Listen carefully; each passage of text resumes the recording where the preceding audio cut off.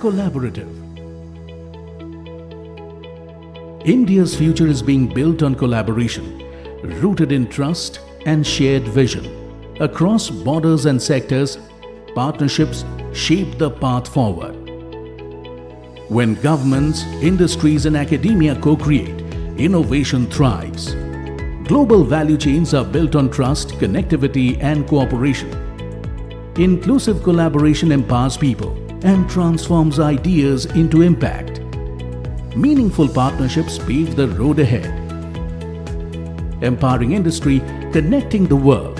CII is the trusted partner driving collective progress and global collaboration for a stronger, inclusive India. Built on trust, driven by purpose, committed to progress. Collaborative.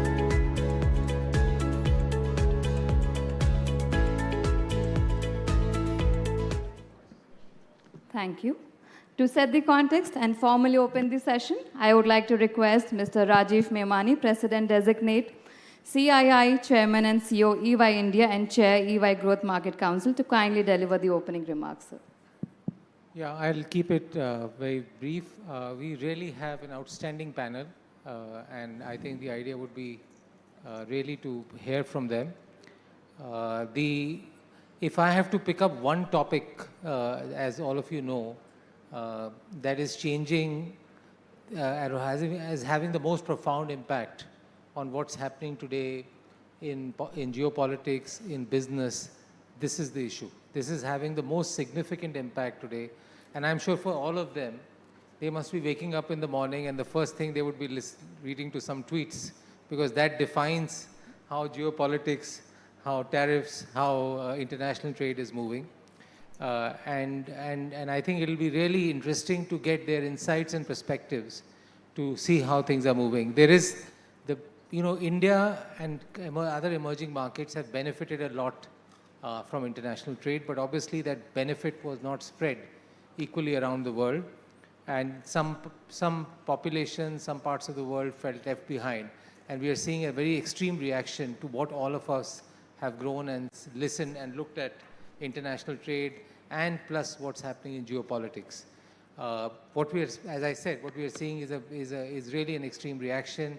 The various trade agencies, global platforms, global associations that we all look forward to, I think all that almost seems dismantled or also changing at a very, very rapid pace.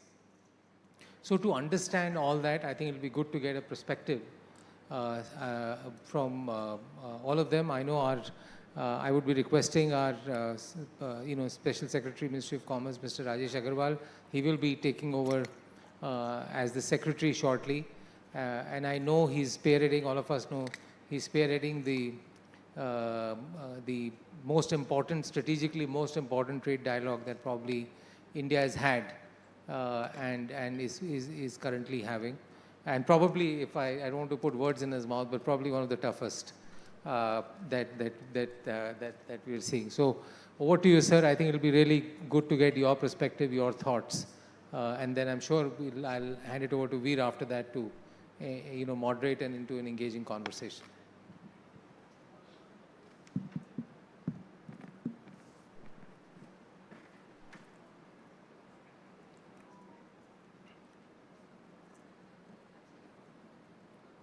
A very good evening to all of you.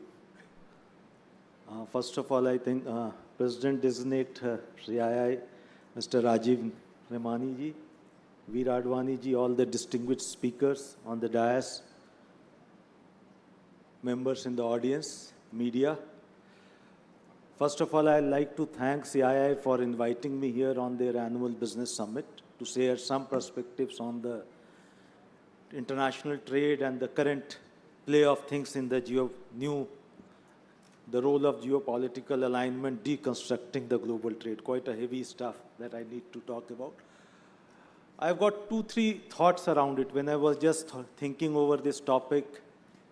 And also before I come to the flavor of the day, how the geopolitics and trade are playing out every day in our lives nowadays. I think I was just thinking to myself why it is today that we are talking too much about this geopolitics and trade going together, because When we read in history also, whatever we read in our classes, I think historically, geopolitics and trade has remained intertwined. There has been a relationship between the two. Why is it that we are talking about it today? And I thought it is probably because today, the way the trade is placed, the world trade is placed, the world supply chains are placed, the world trading order is placed, probably I think it's putting a lot of stress on the geopolitics also, and that's why probably we are discussing this too often and trying to find a relationship between the two. And thinking over it, I thought, why did it happen? What went wrong? Why are we in the position today where we are? What went wrong? And there might be multiple contributing factor to it, but one factor that is very prominent in my mind, and I feel, because as India, like many other countries, started to follow that, we were wanting to follow a rule-based global trading order. And that is what we all tried to put it together as part of WTO. The core to it was the rule-based global trading order. The idea was you will have a global trading order which is actually defined by market, which is actually defined by comparative advantages of nations, which is actually defined by where nations can work together to leverage their comparative advantages for economic betterment of their societies and people. Then what went wrong? And probably what we see, one of the key defining moments of this has been when we saw we have allowed coexistence of some non-market functions in the global trading order. We have the WTO probably it has failed to provide that oversight and control where the non-market economic functions could have been controlled in the global trading order, because I feel in a pure market perspective, there has been a market failure in the global trade. Because over the 20-25 years of functioning of WTO, the 94 Uruguay round, I think what has happened after that, there has been a market failure to some extent, where today we find a global trading order where supply chains are over-concentrated, production capacities are over-concentrated, and businesses are increasingly finding it risky to just focus on their bottom line, just focus on return of equity, just focus on best optimal inventory management, just-in-time inventory management. They are now increasingly being asked to, and they increasingly feel the need to provide for global uncertainties, increasingly feel need to provide for supply chain resilience, also try to cover up for whatever less diversification or over-dependence that they find in certain geographies. How do they provide for in their balance sheets? And this is becoming a new economics for the businesses all across the world, not only in India. Probably this is where, and this is why we have landed, because we have allowed a global trading order to emerge wherein businesses in multiple geographies have prospered based on state support, prospered based on lack of transparency, prospered based on subsidies, and actually you will see industrial growth in many countries have actually been designed to serve the global market. The industrial growth in countries are actually trying to respond to global demands in a big way rather than trying to respond to the domestic demand, and in turn also serve the domestic demand wherever the comparative advantages lie. So this is what probably went wrong, and that's why there's so much of unpredictability all around. And that's creating all challenges for businesses also, and that is why I think now geopolitics is also awakening to it. And now we are entering into a world where, interestingly, both markets and supply chains are being weaponized. If I am a big market, I am trying to wield my weight in the ecosystem, being a big market. If I am a big supply chain, I am somebody who controls supply chains, I am trying to wield my weight. And that's something which is a big challenge for the global trading order today. Having said that, I think India is well poised, because though it is a huge challenging situation, but I think for India it's a huge opportunity. Because India, we are very uniquely poised. One, we are also a global big market and going to be one of the biggest market in the world. One of the key drivers of global growth is also going to come from India. We are going to yield much more than our weight in the next 2 decades in the global growth. So there's a huge market which is going to grow in India. At the same time, we are a decently big producer also. We may have 15% of our GDP only coming from manufacturing, but we do have a good enough manufacturing base which produces the GVA is around 500 billion per year. It's not small. It may not be like China or US, but it's not small. So I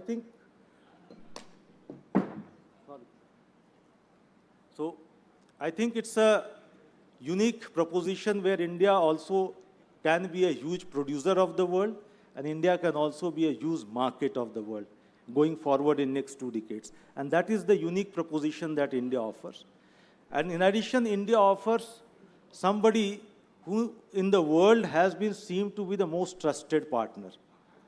Our overall foreign policy, our overall relationship has been such that we are friends to all.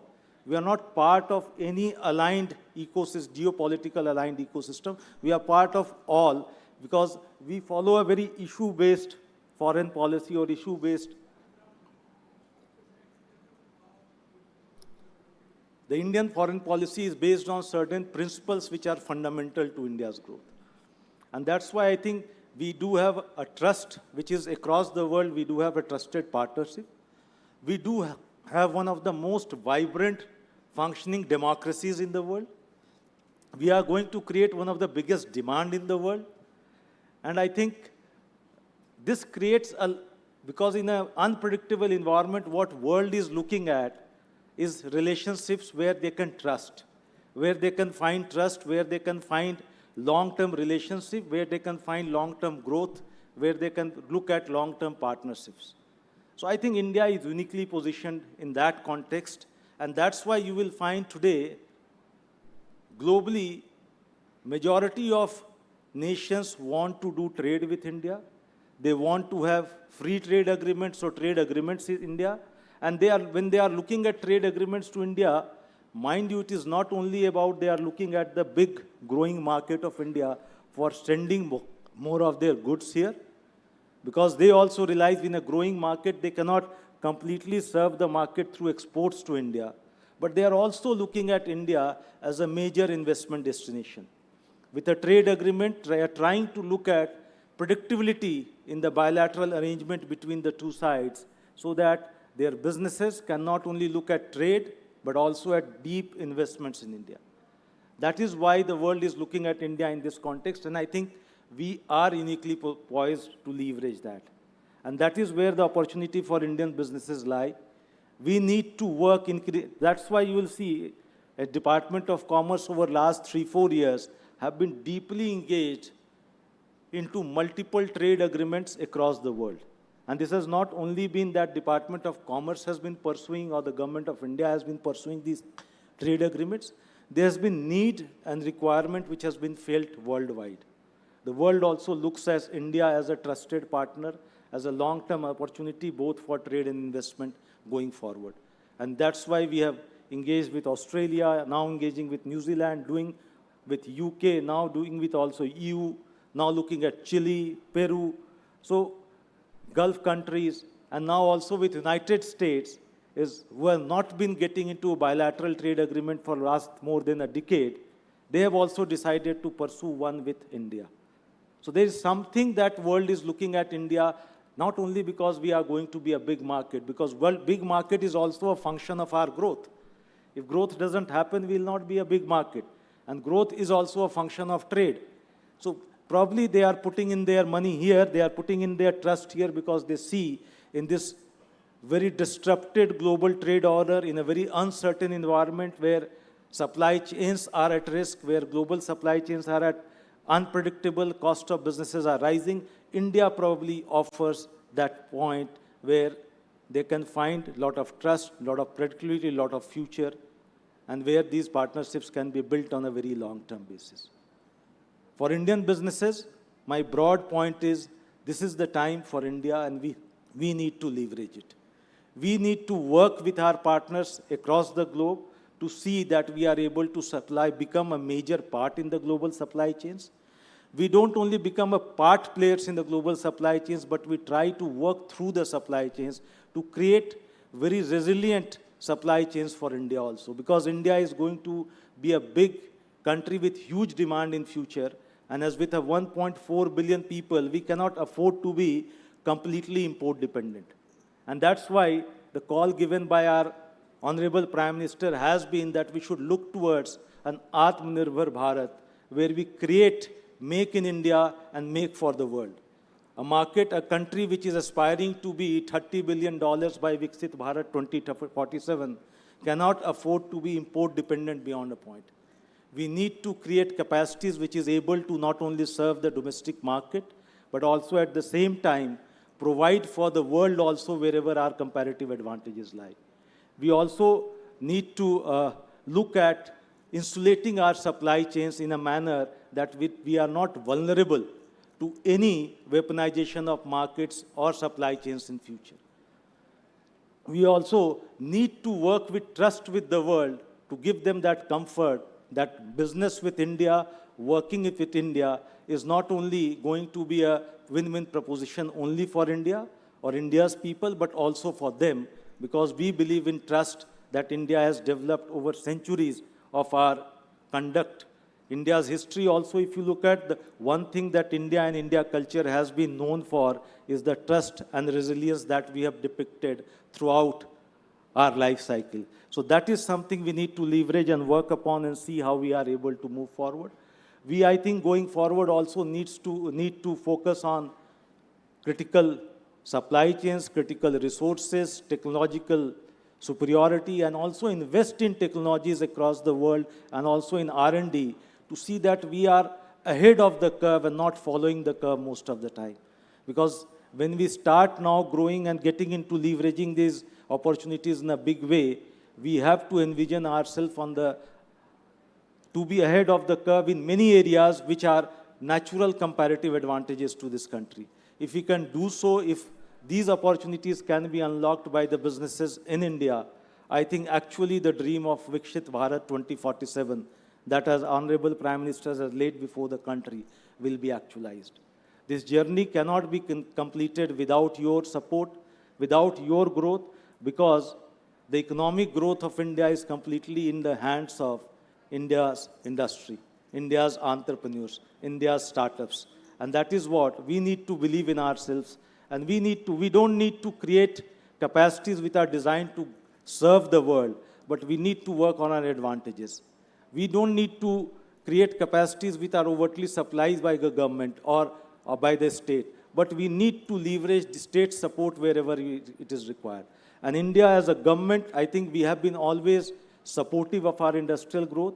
The government has depicted that by the product-linked incentive scheme. The new incentive scheme for the IT sector also today goes on to say that the government stands behind the industry wherever it feels there is a handicap which needs to be supported in the initial phase for industry's growth in the country. So there is a way industry needs to work with the government and guide us also to see where we can support you, to enable you grow and create those support capacities and supply chain which can serve India well as we go towards our aspiration to be a $30 trillion economy by 2047, Viksit Bharat 2047. With these words, ladies and gentlemen, I think we have got a very distinguished panel before us. I am here to listen to them on many aspects of trade. Just one, because I look after the US trade negotiations, everybody wants to hear about what's happening there. But I think as India, we are approaching this whole trade agreement with a perspective that India, US are complementary economies. There's a lot that we feel we can do together. There's a lot what we produce is not produced in US. What they produce, we don't do it much. There are only few areas where we actually compete. Most of the areas are where we can complement each other. If we can do a good trade deal, this can actually be a defining partnership in the trade arena. And that's what is the intent behind approaching this bilateral trade agreement. You may recall, we entered into this bilateral trade agreement discussions much before the reciprocal tariffs came on the anvil. So the idea was that we see there is a natural synergy between India and US which needs to be leveraged. The overall discussion around tariffs, trade deficit is something more, something which is the narrative of the US administration and the US government. Those are the challenges they have to meet as a big market, and a big market which has been running trade deficits of the big trade deficit year after year. But that, I think, should not come in way of our trade partnership that we are trying to stitch together. We should be able to work out a trade partnership where there are natural comparative advantages to our businesses on both sides. There are comparative pathways, comparative preferential pathways to our businesses on both sides, so that businesses, wherever they are able to be a natural allies, they are able to work together, grow together in a big way. With that perspective, we are progressing well, and hopefully, in these tough times also, we'll be able to navigate and come out with good outcomes sooner than later. Thank you very much, ladies and gentlemen.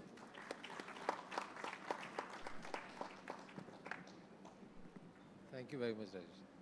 Thank you so much for really explaining in very simple and lucid terms what's created this situation and also how India's strengths are really playing out. And this, because of various confluence of events, could be a time which India could really benefit from, and how industry and government need to work together. So thank you very much, and we're looking forward to seeing how the progress happens on the India-US bilateral treaty. I would now request Veer Advani, who is the Chairman, CI Trade Policy Council, and also Chairman, Managing Director of Blue Star, to moderate the panel discussion and take it forward. Thank you. Thank you so much, Rajiv. I know you have to go to the next session, so please do carry on. We'll give you the feedback. Thank you, Mr. Agarwal.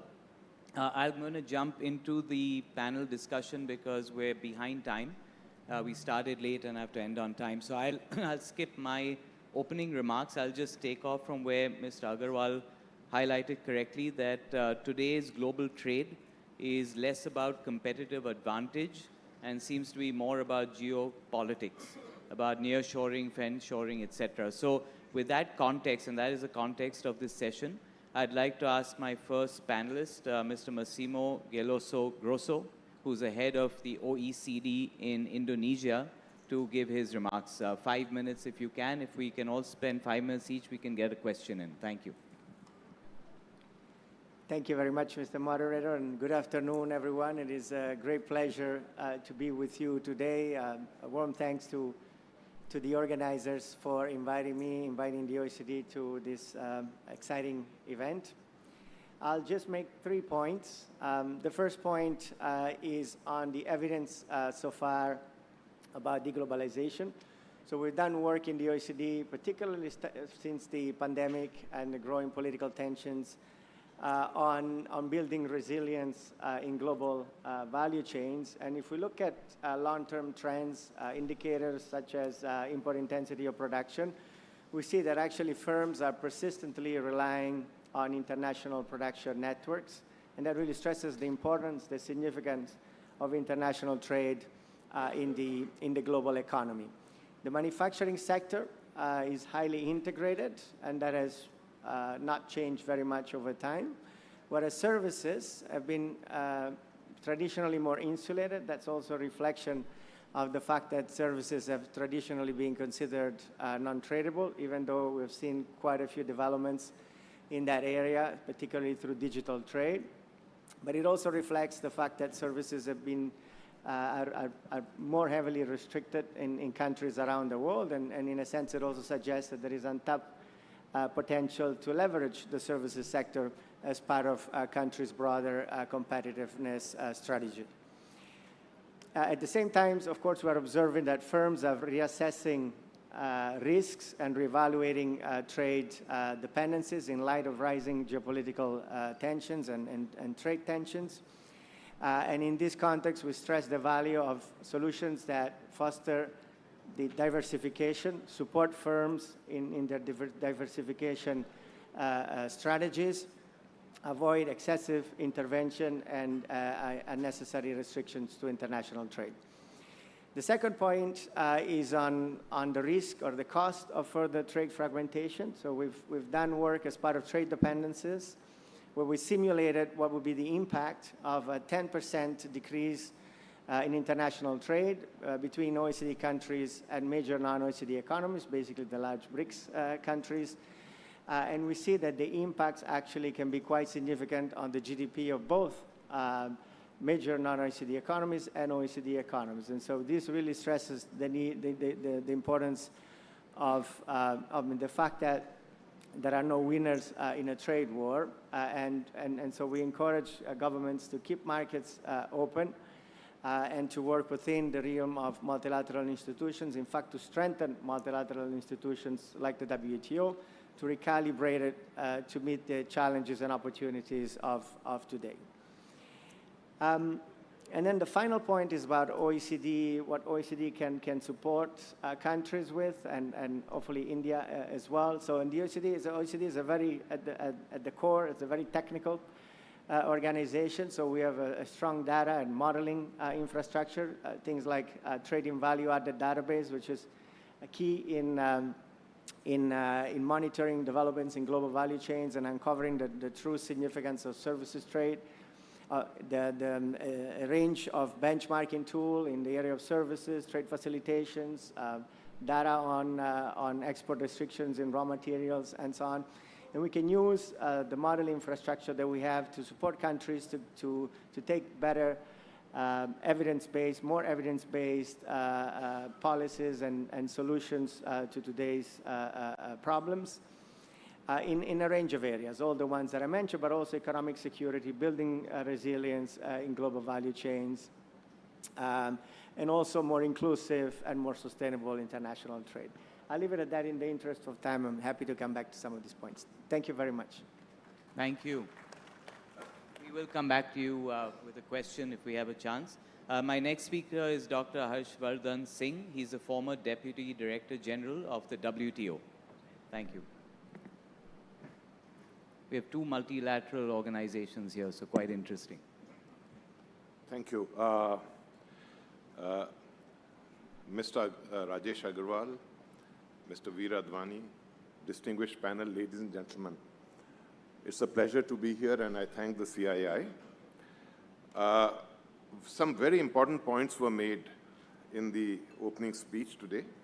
If I want to summarize it in one phrase, it is that we are actually at a turning point.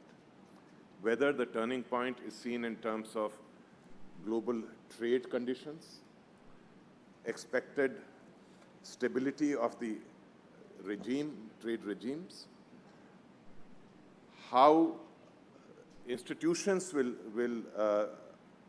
be implemented, and how India itself, both in policy terms and the approach of business, is evolving over time. I think this is truly a turning point. It takes time to turn fully, but very important points which were made were issues of resilience, value chains, trust, markets and supply chains to not be weaponized, and creating investment destinations which are reliable, and the fact that India is well placed for that. In today's world, in terms of geopolitics, the one clear situation is that not only is the operational conditions of trade change, not only are these changing, even the institutions which were established to keep those operational conditions stable and predictable are being eroded in multiple ways.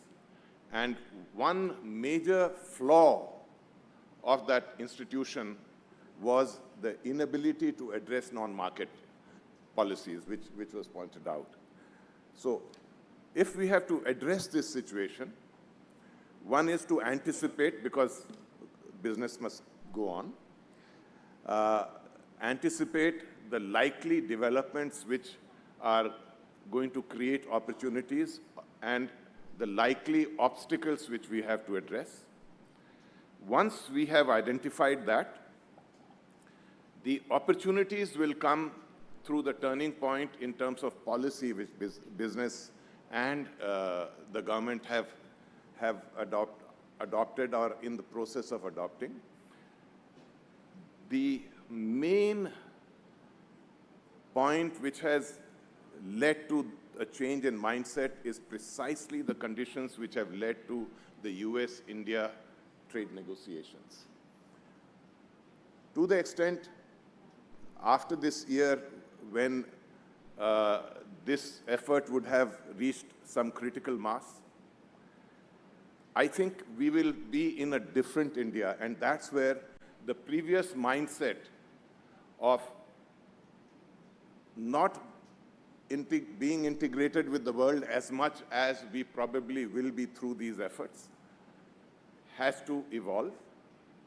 Because if India has to be a large presence, which India aspires to be, then that mindset has to change. And it has begun to change from what I perceive, both in terms of policy and in terms of the business operations.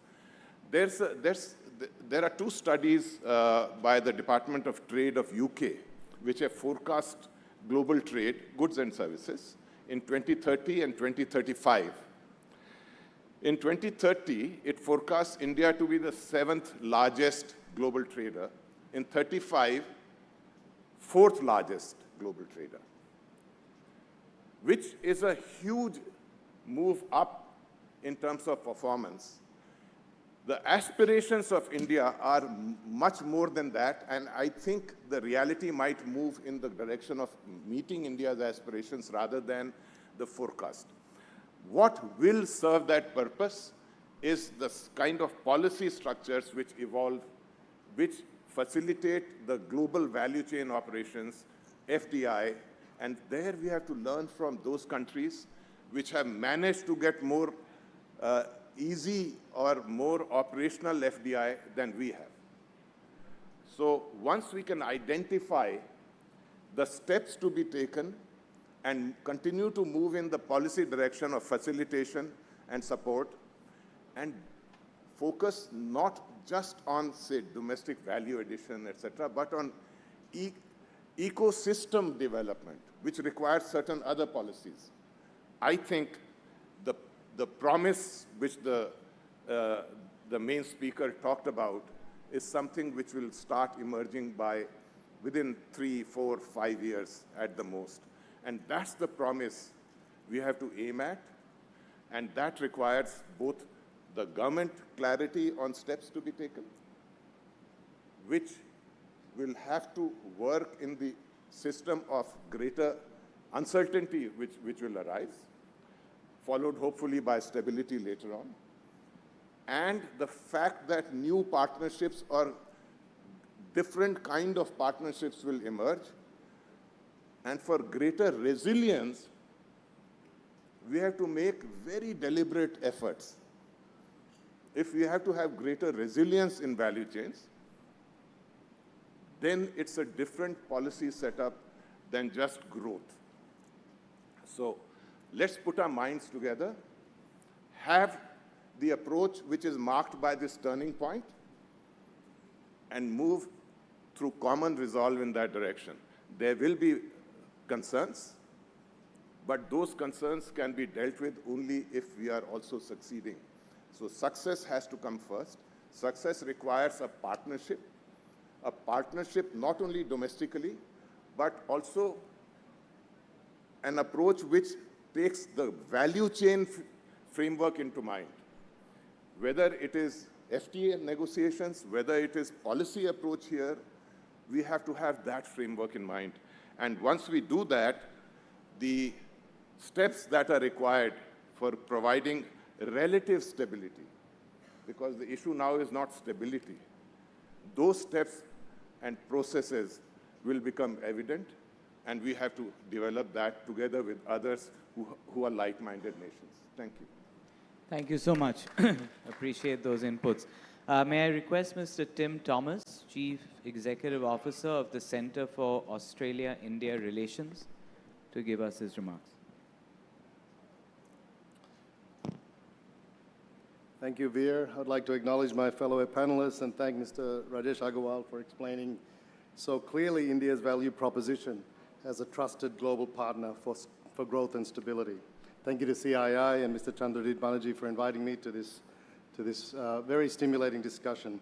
First, a few words on the Centre for Australia-India Relations, which is a major investment by the Australian government in our relationship with India, an innovative collaboration platform in geopolitical alignment and trust building, which of course is a key theme of this conference.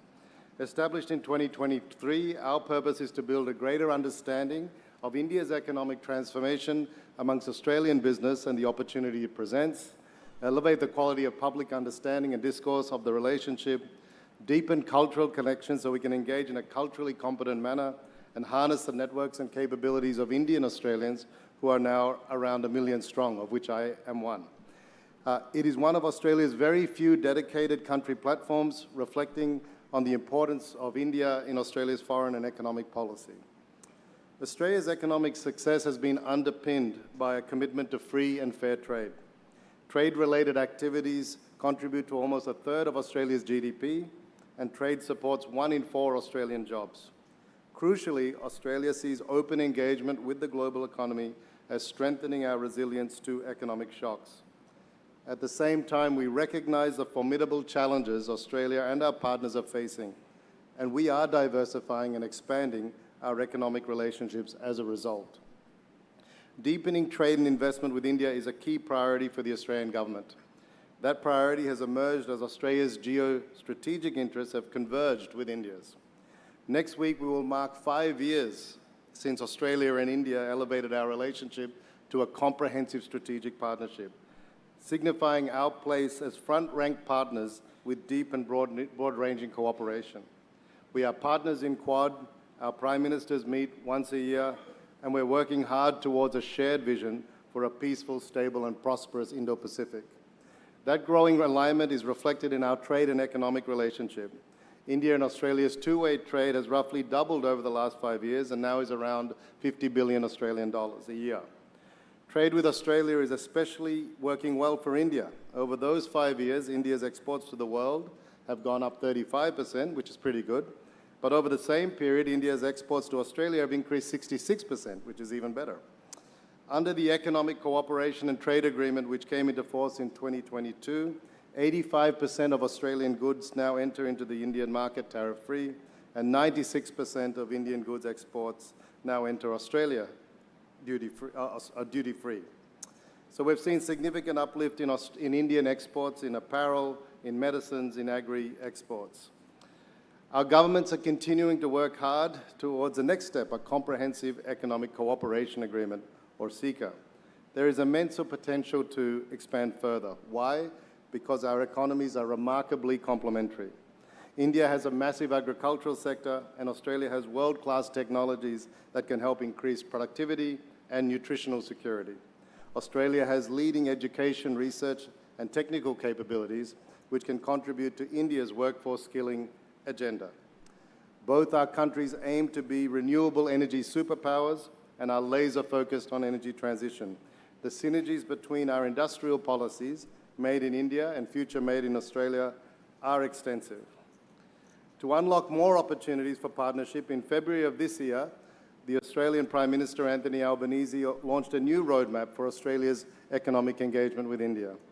The roadmap identifies 4 superhighways of growth: clean energy, education and skills, agribusiness, and tourism.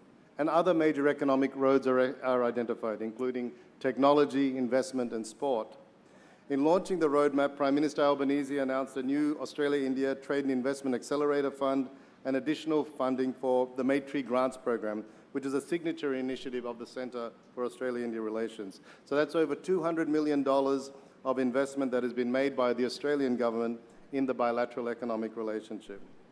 Another key initiative of the Centre is the CEO and Director Network, a group of very prominent Indian-Australian corporate leaders who are using their expertise to lift Australian business capability in India. The network complements the important work of the Australia-India CEO Forum, which CII leads in partnership with the Business Council of Australia. And now for a word on sport. I'm in India partly to explore opportunities for Australia and India to partner in this sector. It's an area in which Australia stands ready to contribute its expertise to India's ambition. We are keen to support India's Olympic ambitions. Brisbane is hosting the 2032 Games. India is bidding for the 2036 Games. Put simply, we want to help India win medals, and lots of them. And Australia is pretty good at that. We were placed 4th at the Olympics in Paris last year. We will, of course, do this without jeopardizing our own medal tally, which remains a top priority for our Aussie sports fans. Our success has been underpinned by years of investment in sporting infrastructure, elite athlete performance, sports science, and sports education. These are fields in which we want to partner with India and share our knowledge, and I think can lead to a lot of business opportunity as well. To sum up, just a few messages to leave with you. Australia and India's economies are deeply complementary. Our growing geostrategic convergence has really lit a fire under our economic relationship and trade ties, and there is now huge potential for business on both sides, bolstered by deep people-to-people connections, and as Mr. Agarwal said, bolstered by a very trusted relationship. Thank you once again for the opportunity to address the summit. Thank you, Tim. Our last panelist for the evening, Mr. Ajay Srivastav, founder of Global Trade Research Initiative and former Additional Director, DGFT. Over to you. Good evening, good afternoon, everyone. So the session is about trade and how can we forget about Mr. Trump.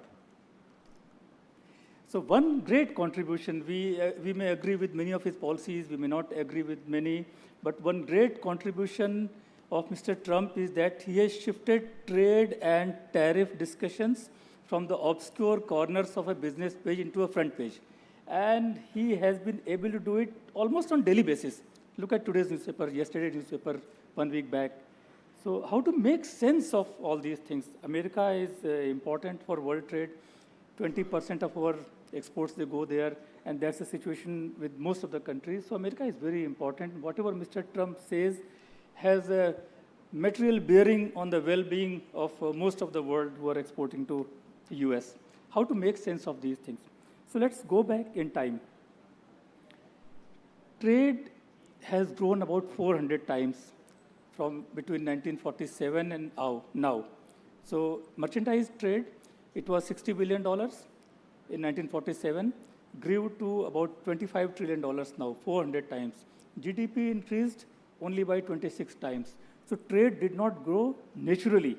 Otherwise, it would have grown at the pace of GDP or maybe at the double. 26 times GDP, 400 times trade. And if we want to give credit to one country for this increase in trade, is USA. We should never forget that, after World War II, many countries got together, but it was under the leadership, pushy leadership, sometimes ethical, sometimes unethical, sometimes a lot of pressure, that created GATT, and which later became WTO. They pressed countries for cutting tariffs. Of course, many technological developments were there which contributed to trade, GVC formation, but it was the US which built the trade today, and every country, all of us, including India, China, everybody gained. But this was the problem. So US thought they created the system, most energies were invested by them, and we are not the largest beneficiaries. Many others are gaining, especially China. So the thought started developing in US after 2010 that let's weaken this system. So we are all watching for the past, in this century, almost nothing has happened at the WTO front. And further weakening was required. So even when Mr. Trump came in the first term, even before him, Mr. Obama's time, some frictions with China started growing. Now, when Mr. Trump came, he started hammering the world trade with the hammer, big hammer. So when he came in his first term, he started the first trade and tariff war, imposed tariff on China and other countries, but basically it was focused on China. In his second term, he thought China alone is not sufficient, so he opened his fight with almost everyone.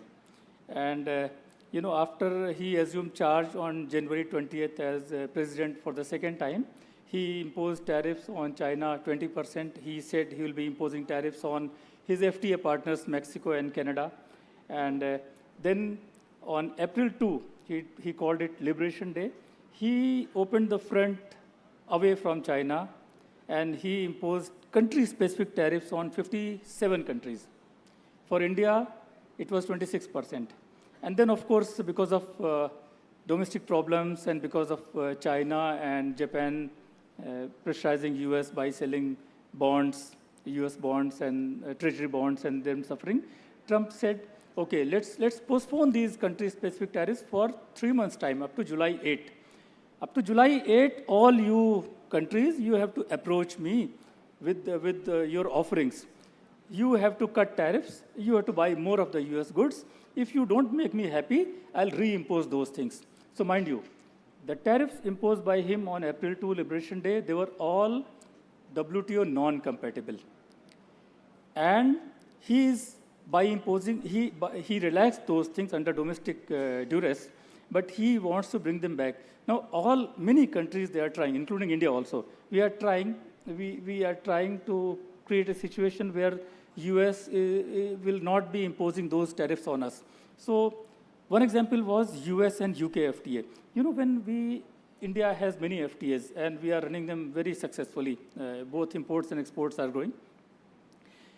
And all the FTA negotiations, they were in a great bonhomie and at the equal basis. The balance, you know, we were always asked that there should be a balance of both the countries should gain on the equal side.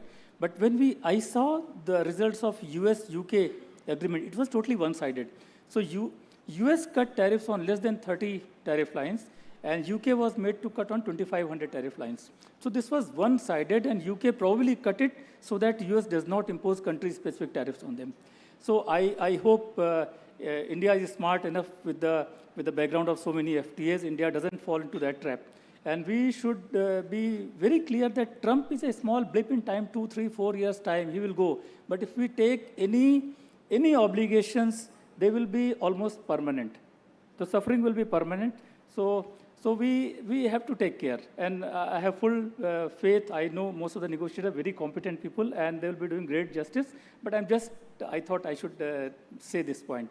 Second, where this global trade war will go? So for this, we have to go back in the past. What were the results of the first trade war? So Mr. Trump started the first trade war in March 2018 when he imposed tariffs on steel and aluminum, and then on most countries, and then he forgot about most countries, and he started imposing more and more tariffs on China. Mr. Biden continued the tariffs. He, in fact, expanded the list on China. So it was basically US-China trade war. So who won? That's the question we have to find answer to. So between 2017 and 2023, if we compare the trade data, it's very clear who won. So US imports from China between these 5 years, they came down by $82 billion. So great, US imports from China came down. But during these 5 years, US imports from the world, global imports, they increased by $760 billion, 8-9 times increase. And how this increase was there? So goods were coming from China via other countries. They were coming, say, via Mexico and via Vietnam. Many other countries were being used as a conduit. So intermediate goods will be manufactured in, say, China, and they'll be moving for final production in other countries and finally going to US. Earlier, US was collecting the tariffs from China. Now these are going mostly through the FTA route, US, Mexico, Canada, MCA, US, Vietnam, FTA, all these things. So I say US global imports increased by $760 billion during this period, but China's global exports increased by $1 trillion in this. Who won? It's very clear in my mind. If you just do an Excel, it's the China which won. And this time also we see US imposed many tariffs, but ultimately they had to renege on 12th May agreement.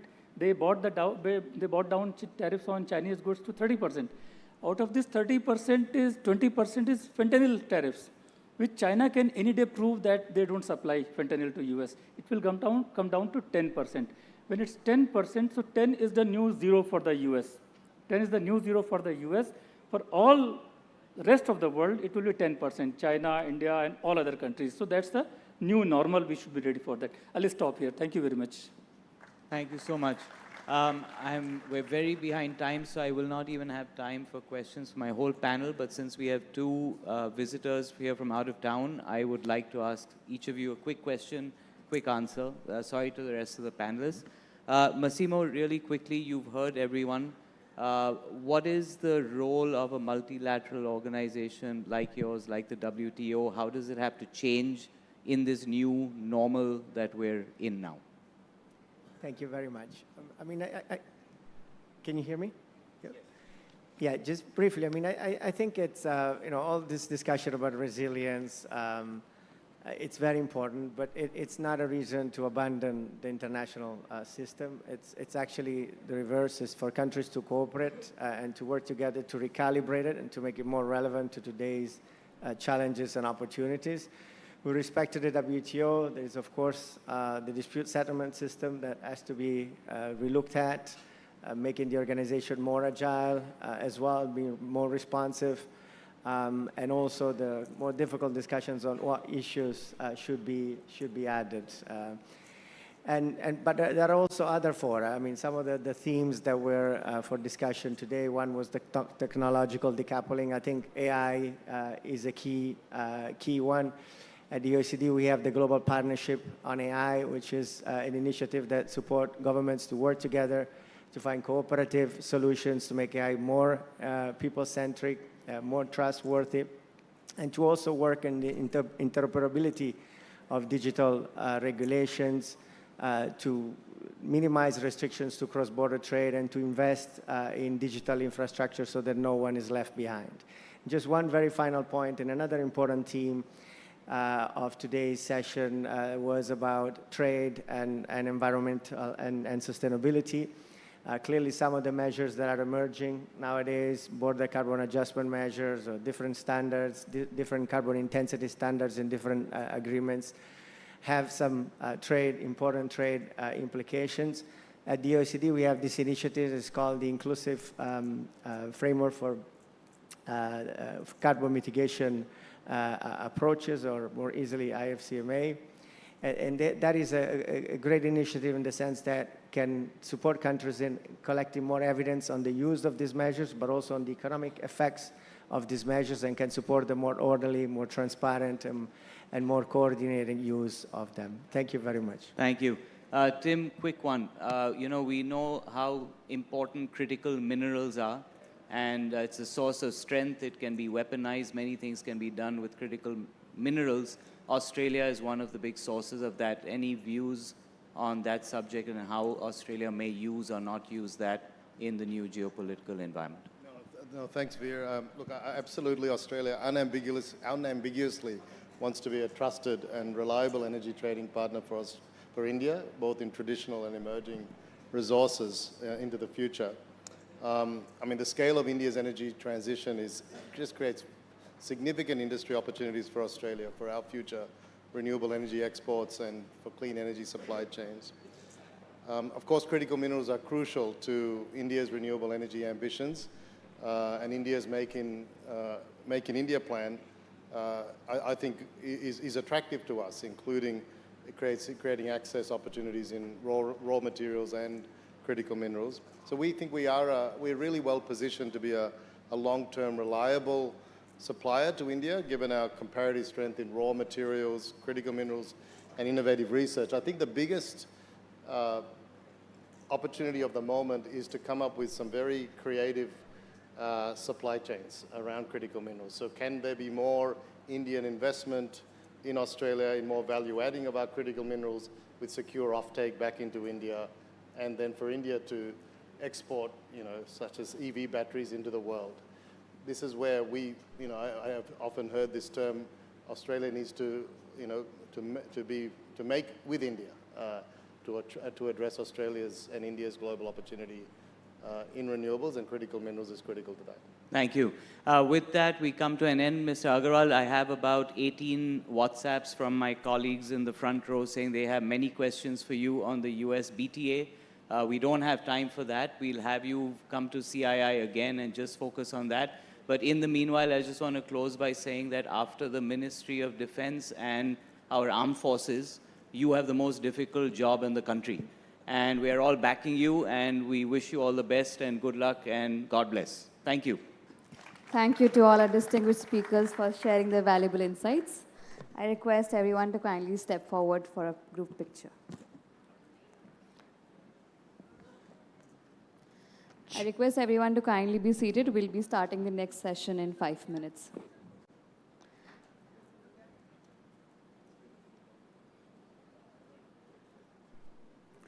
As a token of appreciation, we would now like to present a small memento to each of our speakers. I request our session moderator, Mr. Veer S. Advani, to kindly present the mementos to our speakers.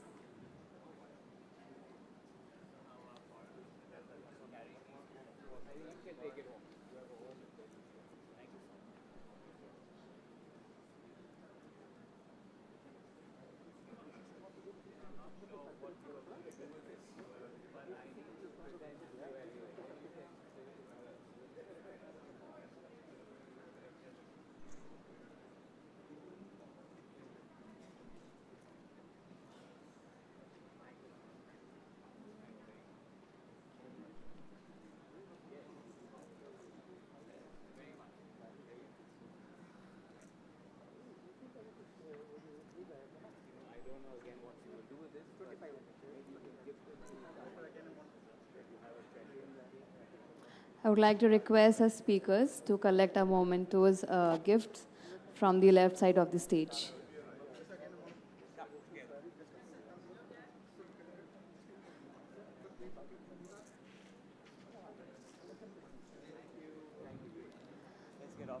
With that, we conclude this session. Let's have a huge round of applause. Thank you.